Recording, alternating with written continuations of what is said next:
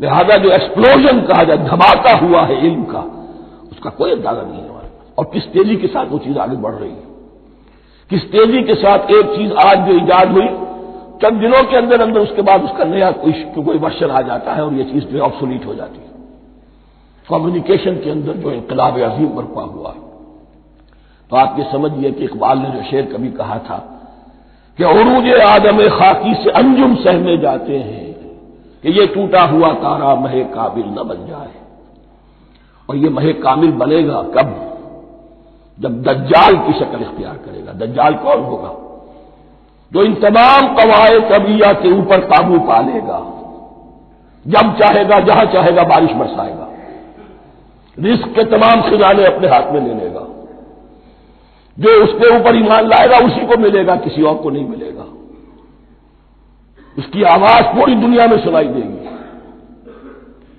وہ چند دنوں کے اندر پوری دنیا کا چکر لگا دے گا۔ یہ ساری چیزیں جو حدیث میں دجال کے بارے میں آئی ہیں وہ اسی علم آدم ایکوائرڈ نالج کے اس حد کو پہنچ جانا کہ وہ ٹوٹل مسٹریز نیچر کی جو ہے وہ اس پر منکشف ہو جائے اور ان قواعد طبیعہ کو وہ ہارنس کر لے، قابو میں لے آئے اور انہیں استعمال کرے۔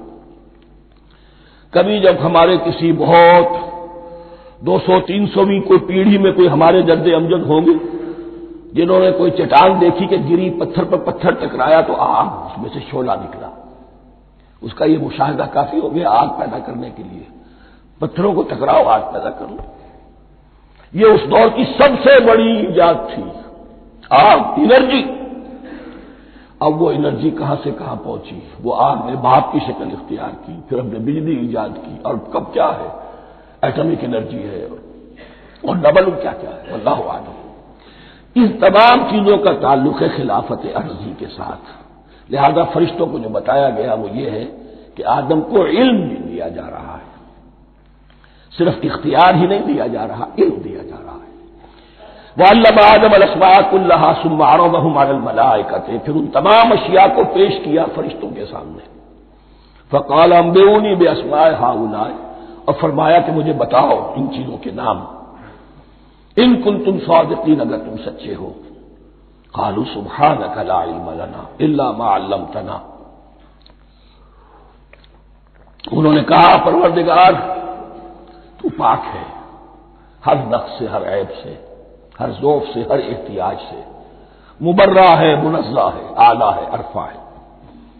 لا علم لنا الا ما علمتنا، ہمیں کوئی علم حاصل نہیں سوائے اس کے جو تو نے ہمیں سکھا دیا ہے۔ اس کی تعبیر یہی بہتر معلوم ہوتی ہے کہ ملائکہ کی حیثیت در حقیقت اس کائناتی جو حکومت ہے اللہ کی آفاقی حکومت، اس کے کارندوں کی ہے، یہ اس کے سول سرونٹس ہیں، تو ہر ایک کو صرف اس کے شعبے کے متعلق علم دیا گیا ہے، علم جامع نہیں ہے، تمام چیزوں کا علم یہ معلوم کرنے کی استعداد ان کے پاس نہیں ہے۔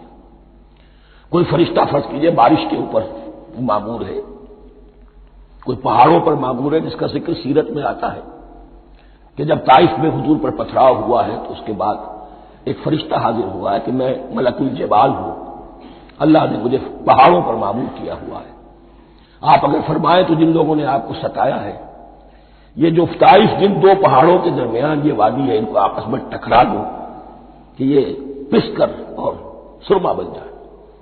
آپ نے فرمایا نہیں، کیا عجب، اللہ تعالیٰ ان کی اگلی نسلوں کو ہدایت دے دے۔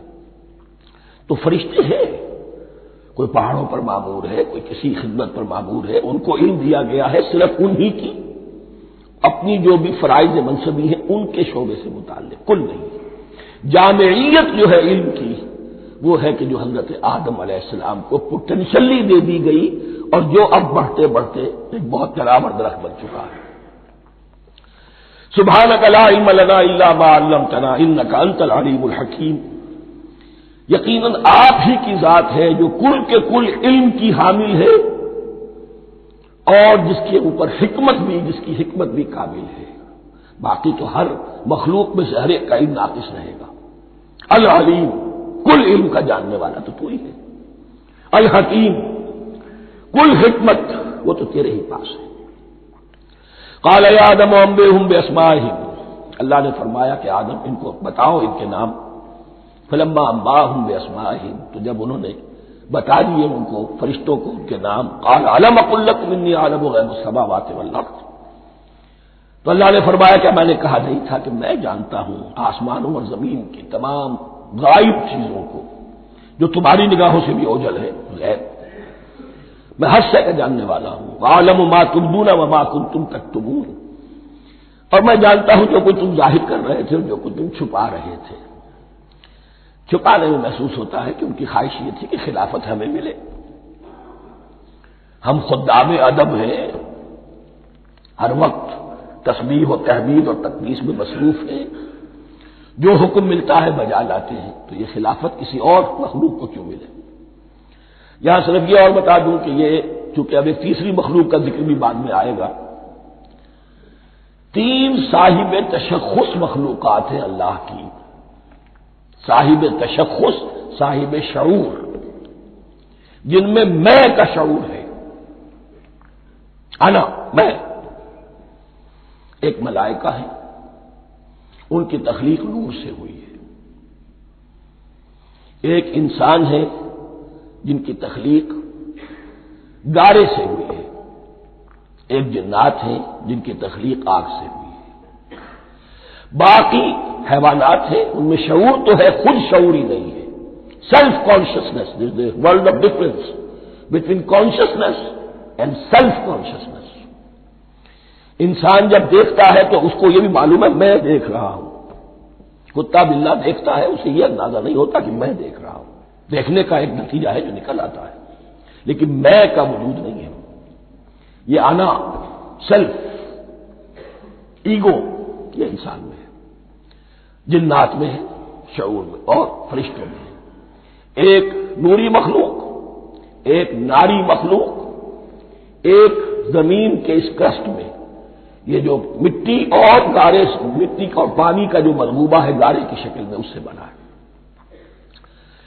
قال يا آدم انبئهم باسمائهم فلما انباهم باسمائهم قال الم اقل لكم اني اعلم غيب السماوات والارض واعلم ما تبدون وما كنتم تكتمون واذ قلنا للملائكه اسجدوا لآدم فسجدوا الا ابلیس، اور یاد کرو جب کہ ہم نے کہا فرشتوں سے سجدہ کرو سب کے سب آدم کو، جھک جاؤ آدم کے سامنے، فسجدوا، ان سب نے سجدہ کیا، الا ابلیس، سوائے ابلیس کے۔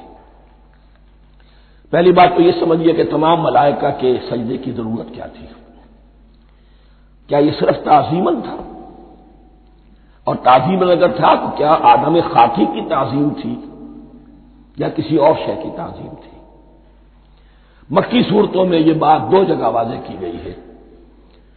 فَإِذَا سَوَّيْتُهُ وَنَفَخْتُ فِيهِ مِن رُّوحِي فَقَعُوا لَهُ سَاجِدِينَ، جب میں اس آدم کی تخلیق مکمل کر لوں اور اس میں اپنی روح میں سے پھونک دوں، تب گر پڑنا اس کے سامنے سجدے میں۔ تعظیم اگر ہے تو آدم خاکی کی نہیں ہے، اس کے اندر جو ڈیوائن ایلیمنٹ ہے، جو ڈیوائن سپارک ہے، جو روح ربانی ہے، میری روح، اس کی ہے۔ اور نمبر 2، اس کی حکمت کیا ہے، علت کیا ہے، غرض و غائب کیا ہے؟ جیسا کہ میں نے عرض کیا، اس کائنات کی اس حکومت کے کالندے تو وہ ہیں، خلیفہ بنایا جا رہا انسان کو، جب تک یہ ساری سول سروس اس کے تابع نہ ہو خلافت کیسے کرے گا؟ دیکھیے میں جانا چاہتا ہوں، چوری کرنے کے لیے جانا چاہتا ہوں، راستے میں کتنے فیکٹرز ہوں گے، کتنے فزیکل فینومینا ہوں گے، میں چلنا چاہتا ہوں، میں زمین کو دھکیلتا ہوں، زمین مجھے دھکیلتی ہے، زمین مجھے نہ دھکیلے تو میں کیسے چلوں گا؟ یہ پوری کائنات جو ہے، یہ جب ہم کوئی ارادہ کرتے ہیں اور کوئی فیل کرتے ہیں تو اس فیل کے پورے ہونے میں، اس کے ظہور میں نہ معلوم کون کون سے ایلیمنٹس ہیں، کون کون سی فورسز آف دی نیچر ہیں جو ہمارے ساتھ موافقت کرتی ہے تو ہم وہ کام کر سکتے ہیں، اور ان سب پر فرشتے مامور ہیں، ہر ایک کی اپنی ڈومین ہے۔ اگر وہ تابع نہ ہو تو خلافت کی کوئی معنی نہیں۔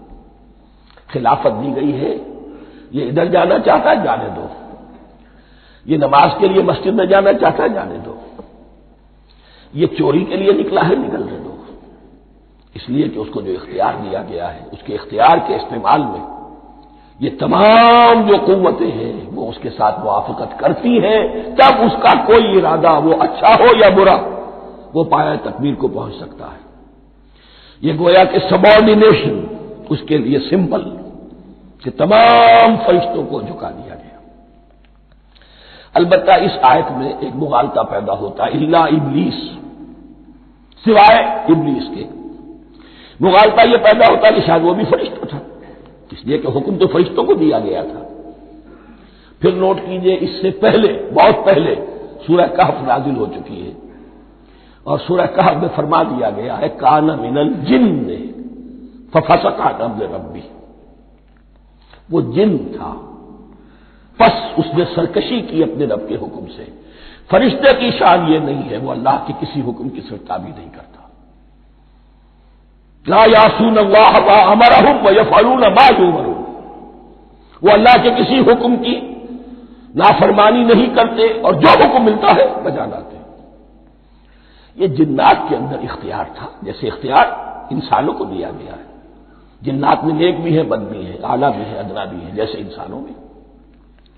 لیکن یہ عزازیل جو جن تھا، علم اور عبادت دونوں کے اعتبار سے بہت بلند ہو گیا تھا، اور یہ فرشتوں کا یوں سمجھیے کہ ہم نشین، فرشتوں کے ساتھ اس طور سے شامل، جیسے بہت سے انسان بھی اگر اپنی بندگی میں، زہد میں، عبادت میں، نیکی میں ترقی کرے تو ان کا ملائے اعلیٰ کے ساتھ، عالم ارواح کے ساتھ، عالم ملائکہ کے ساتھ ایک رابطہ قائم ہوتا ہے۔ اسی طریقے سے وہ جو عزازیل تھا، جن ہونے کے باوجود اپنی نیکی، عبادت، پارسائی اور اپنے علم میں فرشتوں سے بہت آگے تھا، اس لیے معلم الملکوت کی شکل اختیار کر چکا تھا۔ اس کو اپنی زون تھا، یہ بات جیسا کہ میں نے عرض کیا 7 مرتبہ قرآن میں یہ بات آئی ہے، قصہ ابلیس و آدم، کہ فرشتوں کو حکم ہوا کہ سجدہ کرو، سب جھک گئے، ابلیس نے سجدے سے انکار کر دیا 7 مرتبہ۔ یہ 7ویں مرتبہ ہے جو ہم پڑھ رہے ہیں، مصحف میں پہلی مرتبہ آ رہا ہے، ترتیب نزول میں 7ویں مرتبہ آ رہا ہے۔ یہ آدم و ابلیس کا قصہ، اس سے آگے سورہ اعراف میں آئے گا، پھر سورہ ہجر میں آئے گا، سورہ بنی اسرائیل میں آئے گا، سورہ کہف میں آئے گا، سورہ طٰہٰ میں آئے گا، سورہ صاد میں آئے گا، 6 مرتبہ مکی قرآن میں، 1 مرتبہ یہاں۔ تو یہاں اشارہ نہیں کیا، اس لیے مغالطہ ہو سکتا ہے، لیکن یہ کہ سورہ کہف میں آپ کو بتا چکا ہوں، کان من الجن ففسق عن امر ربی، اس نے اپنے رب کے حکم سے سرتابی کی۔ نام اس کا عزازیل تھا، ابلیس اس کا صفاتی نام ہے اب، اس لیے کہ اب لسیبلسوں کے معنی ہوتے ہیں مایوس ہو جانا، یہ اللہ کی رحمت سے بالکل مایوس ہے، اور مایوس جو ہو جائے وہ شیطان ہو جاتا ہے۔ اب میرا تو چھٹکارا نہیں ہے، جتنوں کو برباد کر سکوں کروں، میری تو عاقبت خراب ہو چکی ہے، جتنوں کو اپنے ساتھ، ہم تو ڈوبے ہیں سنم، تم کو بھی لے ڈوبیں گے۔ اب وہ شیطان اس معنی میں کہ انسان کی عداوت اس کی گھٹی میں پڑ گئی، اس نے اللہ سے پھر اجازت بھی لی کہ مجھے مہلت دے دے، یوم یبعثون، قیامت تک کے دن کے لیے، تو میں ثابت کر دوں گا کہ یہ آدم اس رتبے کا حقدار نہ تھا، مستحق نہ تھا جو اسے دیا گیا۔ انا خیر منہ، میں اس سے بہتر ہوں، خلقتنی من نار وخلقتہ من طین، تو نے مجھے آگ سے بنایا، اسے گارے سے بنایا۔ لیکن یہ تکبر ہے در حقیقت کہ جس نے اسے راندہ درگاہ حق کر دیا۔ وَإِذْ قُلْنَا لِلْمَلَائِكَةِ اسْجُدُوا لِآدَمَ فَسَجَدُوا إِلَّا إِبْلِيسَ أَبَىٰ وَاسْتَكْبَرَ، ابا، اس نے انکار کیا، واستکبر، اور تکبر کیا، استکبار کیا، وَكَانَ مِنَ الْكَافِرِينَ۔ کانا عربی زبان میں 2 طرح کا ہوتا ہے، تامہ، ناقصہ۔ ایک معنی یہ ہو سکتے ہیں کہ ہو گیا، اب اپنے اس استکبار اور انکار کی وجہ سے کانا من الکافرین، وہ کافروں میں سے ہو گیا۔ ایک کانا تامہ ہوتا، تھا ہی کافروں میں سے، یعنی اس کے اندر سرکشی چھپی ہوئی تھی، اب ظاہر ہو گئی۔